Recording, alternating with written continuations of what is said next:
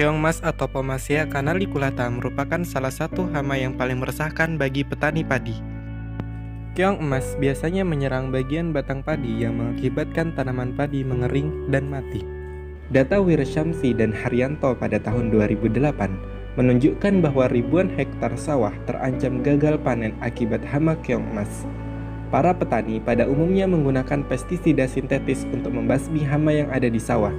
Namun, pestisida sintetis memiliki dampak yang buruk terhadap lingkungan.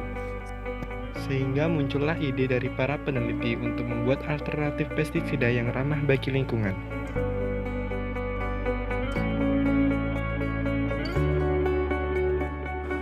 Karena banyaknya tanaman kenyeri yang ada di sepanjang protokol kota yang hanya digunakan sebagai tanaman hias, maka kami memikirkan potensi lain dari tanaman ini, terutama dalam pembuatan biopestisida.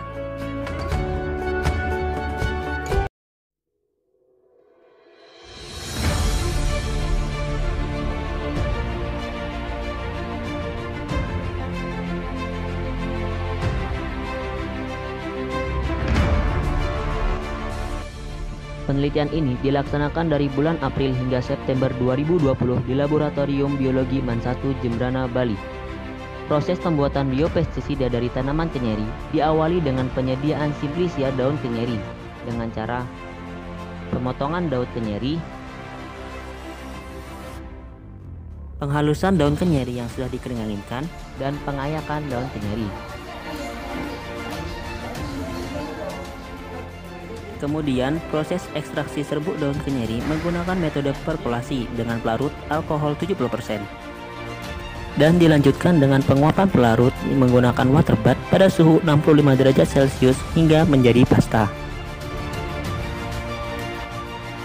Uji efektivitas biopestisida ekstrak daun kenyeri dilakukan langsung di sawah LC Daungwaru, yang diawali dengan pembuatan plot menggunakan tali rafia sebagai penanda. Lalu, keong emas diberikan biopestisida ekstrak daun kenyeri dengan masing-masing konsentrasi. Kemudian, setiap konsentrasi akan ditandai dengan bendera dari plastik dengan warna yang berbeda-beda.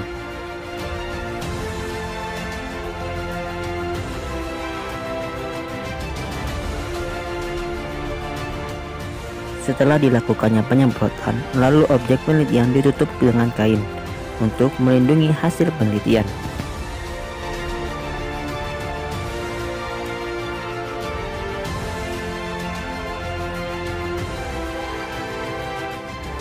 Pengamatan kami lakukan selama 24 hingga 72 jam untuk mengetahui potensi biopestisida ekstrak daun kenyeri. Kemudian dilanjutkan dengan perlakuan di laboratorium dengan menggunakan satu koloni telur dari satu induk keong dengan konsentrasi masing-masing 5, 10, 15, dan 20 ppm ditambah kontrol. Dengan indikator pengamatan yakni kondisi telur, warna, dan pemeriksaan menggunakan mikroskop stereo. Hasil pengamatan telur keong emas di sawah menunjukkan hasil pada konsentrasi 80 ppm, memperlihatkan warna yang paling putih dengan kondisi telur banyak yang pecah. Kondisi telur perlakuan 40 ppm dan 20 ppm masing-masing berwarna merah pucat, sedangkan kontrol masih berwarna merah cerah dan berlendir. Lalu pada tabel hasil pengamatan telur keong emas dengan mikroskop stereo menunjukkan hasil pengamatan fisik telur di lapang.